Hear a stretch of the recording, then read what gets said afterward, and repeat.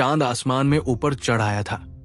उसकी शीतल रोशनी आदित्य के भव्य कक्ष को नहला रही थी, लेकिन राजकुमार की आंखों में नींद का कोई निशान नहीं था। वो अपने मुलायम बिस्तर पर बेचैनी से करवटें बदल रहा था। उसके कानों में पिता राजा राघवेंद्र के शब्द गूंज रहे थे, सूर्यवंशी साम्राज्य के भावी उत्तराधिकारी। तुम्हारी ये कमजोरी स्वीकार्य नहीं है। शक्ति परीक्षण नजदीक है। वंश का मान रखना होगा। मुझे निराश मत करना। हर शब्द एक भारी पत्थर की तरह उसके सीने पर बैठ गया था। वंश का मान, एक 7 साल के बच्चे के लिए यह कितना बड़ा बोझ था। उसे देवेश के व्यंग्यात्मक चेहरे और उसके साथियों की चुभती हुई हंसी याद आ रही थी। शक्तिहीन राजकुमार, लड़की के पीछे छिपने वाला डरपोक। उसने फिर अपने सीने पर हाथ रखा, जहां त्वचा के नीचे वो रहस्यमयी जन्म चिन्ह मौजूद था। क्या सचमुच यही उसकी सारी शक्ति भी रहा था, या मां सही थी? क्या ये किसी गहरे उद्देश्य के लिए था? अगर हां, तो वो उद्देश्य कब प्रकट होगा? शक्ति परीक्षण तो कुछ ही महीनों में था। अगर वो तब तक शक्तिशाली नहीं बन पाया तो? पिता की निराशा, पूरे साम्राज्य के सामने अपमान। ये सोचने भर से उसका शरीर कांप उठा। नहीं, उसने अचानक अपने आप से कहा। उसकी आंखों में निराशा के धुंधलके के बीच एक छोटी सी जिद्दी चिंगारी फिर से जल उठी। वो हार नहीं मानेगा। वो कमजोर नहीं रहेगा। पिता को निराश नहीं करेगा। उसने रात के अंधेरे में संकल्प लिया, वो कल से, अभी से कुछ करेगा। वो सामान्य प्रशिक्षण पर निर्भर नहीं रह सकता। उसे कुछ और चाहिए, कुछ ज्यादा। अगली सुबह जब सूरज की पहली किरणें सूर्यगढ़ के सुनहरे शिखरों पर पड़ी, आदित्य अपनी उम्र के हिसाब से असामान्य रूप से जल्दी उठ गया। रात भर की बेचैनी के कारण उसकी आंखें थोड़ी सूजी हुई थी, लेकिन उनमें एक नई तरह की दृढ़ता थी।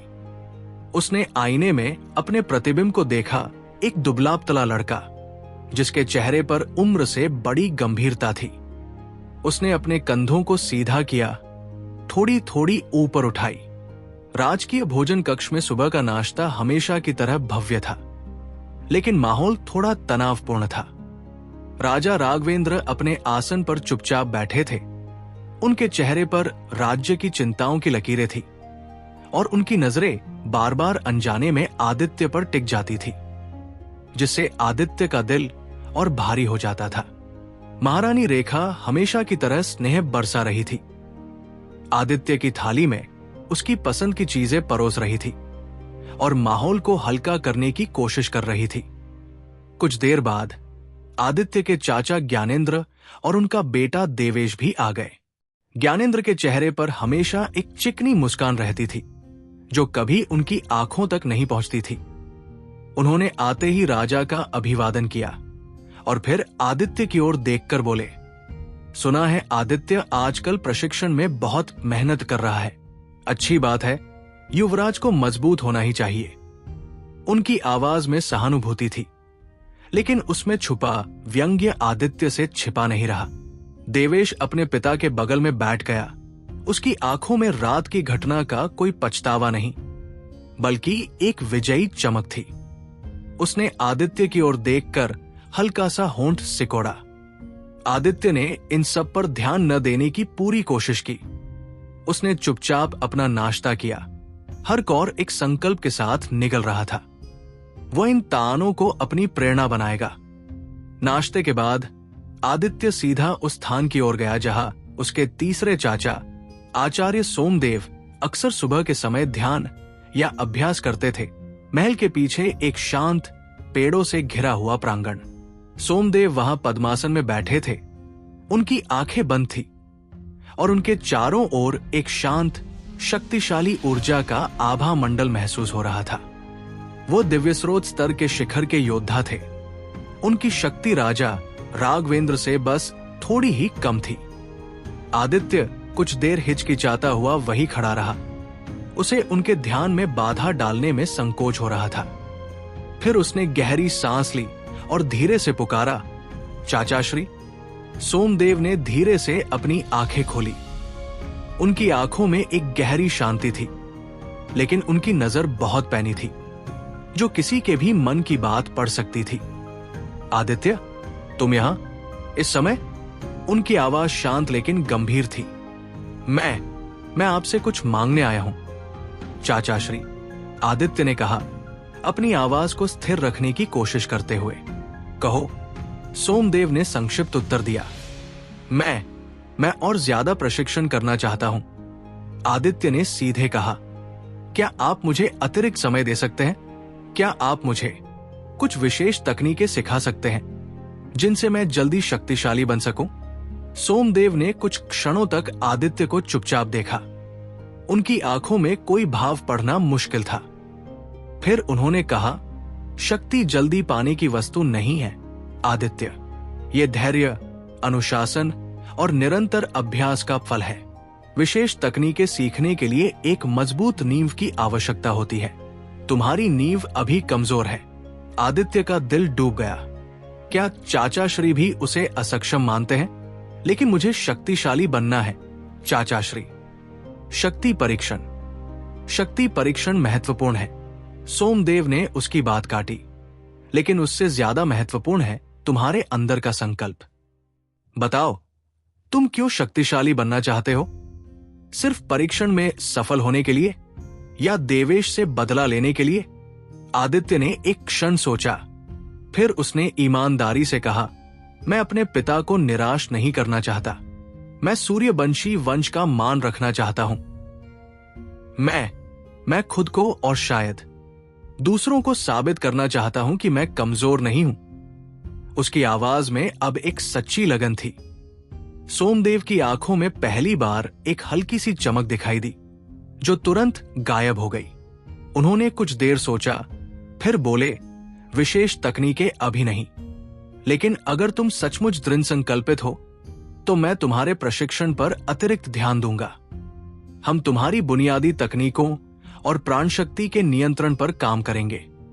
यह रास्ता लंबा और कठिन होगा। उन्होंने अपने पास रखा एक पुराना हाथ से लिखा हुआ चर्म पत्र उठाया।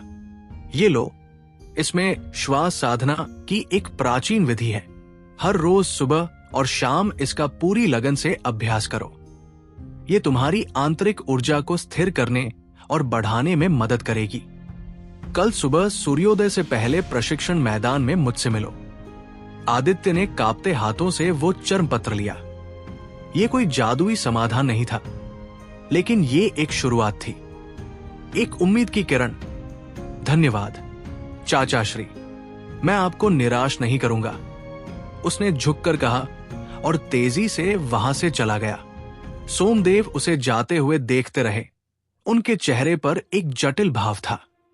आदित्य का संकल्प सच्चा था, लेकिन क्या सिर्फ संकल्प उस रहस्यमयी बाधा को तोड़ पाएगा जो उसकी प्रगति रोक रही थी?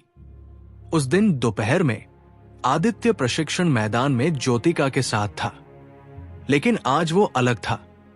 वो चाचा सोमदेव द्वारा बताई गई बुनियादी चालों और मुद्राओं का अभ्यास कर रहा था, लेकिन अभूतपूर्व एकाग्रता और तीव्रता के साथ। पसीना उसकी कनपटियों से बह रहा था।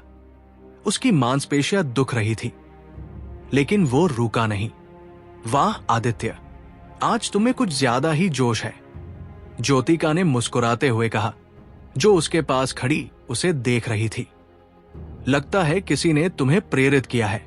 आदित्य हल्का सा मुस्कुराया। बस निश्चय किया है कि अब और पीछे नहीं रहना। यही हुई न बात, ज्योतिका ने कहा। चलो थोड़ा अभ्यास साथ में करते हैं। उन्होंने थोड़ी देर हल्के फुल्के ढंग से अभ्यास की। ज्योतिका तेजस्वर स्तर पर थी, इसलिए वो आसानी से आदित्य पर हावी हो सकती थी, लेकिन उसने जानबूझकर अपनी गति धीमी रखी और आदित्य को उसकी गलतियां सुधारने में मदद की। उसकी उपस्थिति और प्रोत्साहन ने आदित्य के गिरे हुए आत्मविश्वास को थोड़ा सहारा दिया। शाम ढलने के बाद भी जब बाकी सब जा चुके थे, आदित्य मैदान में अकेला रुका रहा। उसने चाचा सोमदेव द्वारा दिए गए चर्म पत्र को खोला और उसमें लिखी श्वास साधना का अभ्यास करने लगा। गहरी सांस लेना, उसे रोकना, धीरे धीरे छोड़ना, और इस दौरान अपनी प्राण शक्ति को महसूस करना। ये आसान नहीं था। उसका मन बार बार भटक रहा था, लेकिन वो कोशिश करता रहा। जब वो अभ्यास कर रहा था, उसकी नजरें अनजाने में महल की दीवारों के पार दूर दिख रहे धुंधले पहाड़ों और घने जंगलों पर टिक गई। सूर्यगढ़ सुरक्षित था, आरामदायक था, लेकिन क्या सच्ची शक्ति इन दीवारों के भीतर मिल सकती थी? क्या असली परीक्षा, असली ज्ञान वहां बाहर प्रकृति की गोद में खतरों का सामना करने में छिपा था? एक नया अनिश्चित विचार उसके मन में आकार लेने लगा था। उसने अपने विचारों को झटक दिया और फिर से श्वास साधना पर ध्यान केंद्रित किया। अभी के लिए यही उसका रास्ता था। एक एक कदम। आदित्य का कठोर प्रशिक्षण कैसे आगे बढ़ता है? क्या श्वास साधना से कोई फर्क पड़ेगा? शक्ति परीक्षण की तैयारियां कैसे शुरू होती हैं? जानने के लिए पढ़ते रहिए अल्टीमेट वॉरियर।